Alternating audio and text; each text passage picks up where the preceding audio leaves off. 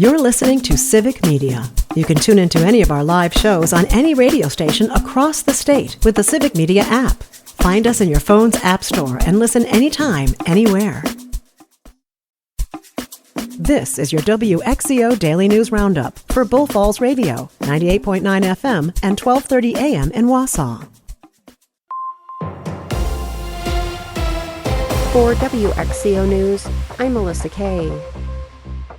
Celebrating 1 year of the state's home energy rebate programs, Wisconsin received $149 million under the Biden-era Inflation Reduction Act for the Home Efficiency Rebate and Home Electrification and Appliance Rebate programs. The programs are administered by the State Public Service Commission. Governor Tony Evers says more than $2 million in rebates have been distributed, helping Wisconsin families make home upgrades and keep more money in their pockets. Around $75 million each went to the HERE and HOMES programs for efficiency improvements. A multi-day legal hearing began in Portage County on Tuesday. The case concerns one of Wisconsin's largest dairy farms and water quality issues near the village of Nelsonville. Gordondale Farms, a concentrated animal feeding operation or CAFO, is located near the village. 5 current and former neighbors of the CAFO are represented by Midwest environmental advocates. They are challenging a state-issued permit they say fails to protect public health. Over the past 7 years, Nelsonville residents have been asking the DNR to require transparency and accountability from Gordondale Farms. The groundwater around the farms now has dangerously high levels of nitrate contamination. This pollution poses serious health risks, especially for infants and pregnant people. Exposure has been linked to certain cancers, including colon cancer. The lawsuit centers on changes made by the Wisconsin DNR that rolled back key environmental safeguards.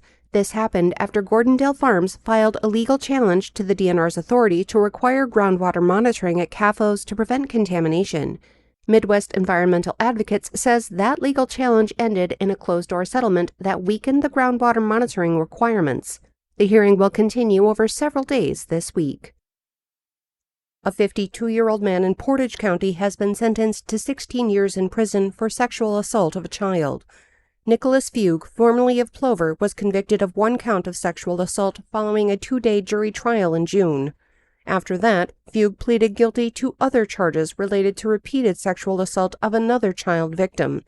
In total, Fugue is sentenced to 16 years in prison, followed by 4 years of extended supervision and ordered to register as a sex offender for life. Members of Wisconsin's Urban Search and Rescue Task Force are back home after a 2-week deployment to Texas, according to a bulletin from the Wisconsin Department of Emergency Management. They were there for search and rescue efforts following severe flash flooding, deployed as part of a national emergency compact that lets states share resources. The team returned to Wisconsin late last month and included personnel from fire departments in Antigo, Appleton, Green Bay, Menominee, Sheboygan, and several more.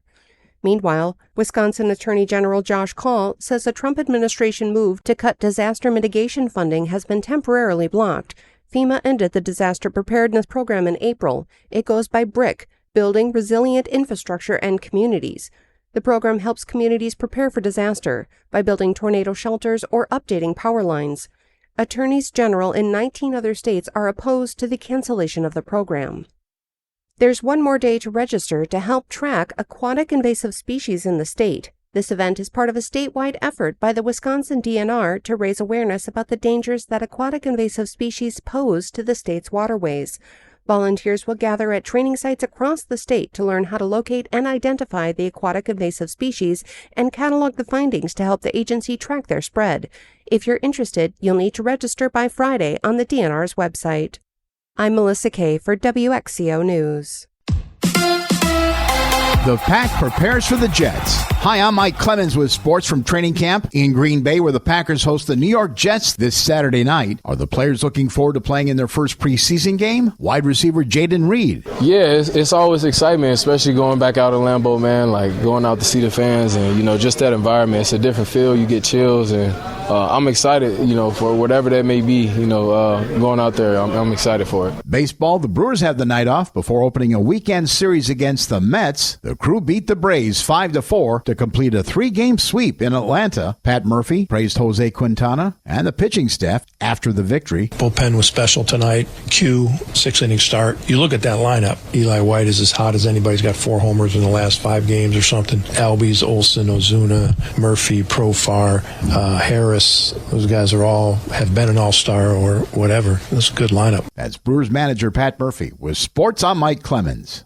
On your entertainment beat, I'm Pete Schwaba. Tulsa King is somehow still in the air and will get a season 3. Half kidding. It's a good guilty pleasure if sometimes you just need to watch good, bad TV and can still stomach Sylvester Stallone. The trailer for the new season is available now. In season 3, Stallone will look much different as he ran out of steroids. It's possible. It's not all bad, though. Samuel Jackson is part of the cast for the new season. Season 3 of Tulsa King drops September 21st on Paramount+. The practice of using loud noises to scare wolves away from cattle is not new. Practice of using an Oscar-nominated film to do so, however, is. It's called wolf hazing and oftentimes involves a loudspeaker that broadcasts gunshots or fireworks. According to the New York Post, the U.S. Department of Agriculture, to help protect cattle and keep predatory wolves away, is now using scenes from the film Marriage Story that involve shouting and arguing, which reminds me, I need to call my wife. What they should really do is show Rob Schneider movies, which will just put both species to sleep. There are no huge superhero or action films being released this weekend, so we can all take a deep breath. Having said that, there are a couple highly rated films geared toward family fun and horror. First up is Weapons, a film about classmates who disappear at the same time except one. The film is pulling a highly coveted 100% on Rotten Tomatoes with over 50 reviews in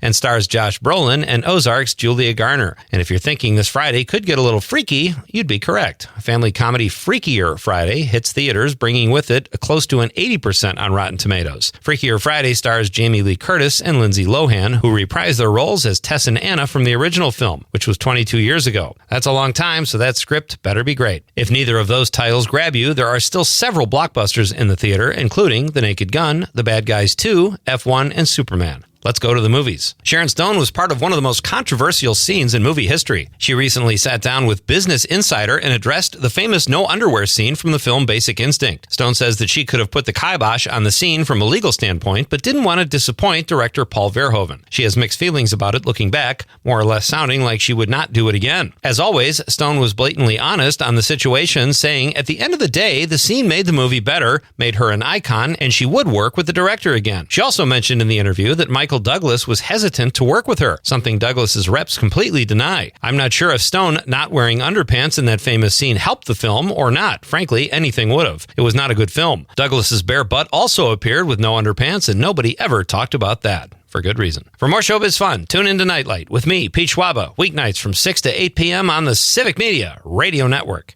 With your forecast, I'm Corey Hartman. Mostly cloudy today. We'll have highs in the mid-80s. Showers and storms possible tonight. Lows around 68. Some heavy rain possible in areas. Friday, showers and storms. Otherwise, mostly sunny, warm and humid. Highs around 90. The heat index into the mid-90s. Currently 66 degrees. That's your WXCO Daily News Roundup from Civic Media. Subscribe to this podcast on Spotify, Apple, or wherever you find your podcasts. Find more news at bullfallsradio.com. The national news cycle never stops, but it can be hard to find news about your local community. Civic Media is dedicated to providing quality local and state news coverage across Wisconsin. With the Civic Media app, you can get notifications about local stories that matter to you and your community. Find the free Civic Media app in your phone's app store and choose notifications from the menu to tell us what kind of news you want to hear about.